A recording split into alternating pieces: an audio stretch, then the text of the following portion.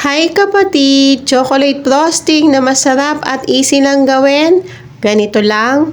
Isang saucepan po na paglulutuan natin ay pagsamahin lang po natin ang mga dry ingredients at haluin lang po natin.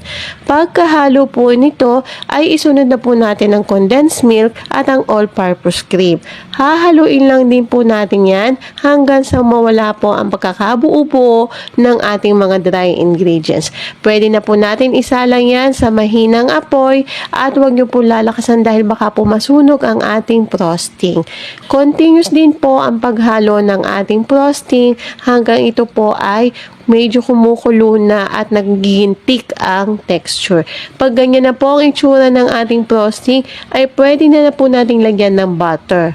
Haluin po ulit natin ito with butter hanggang sa matunaw ang butter. Naglagay din po ako dito ng chocolate chips. Mix lang until well blended. At pag ganito na po ang itsura ng ating chocolate frosting, ay pwede na po natin patayin ng apoy. Lagay po muna natin sa isang lalagyan at palamigin po muna natin bago po ito gamitin.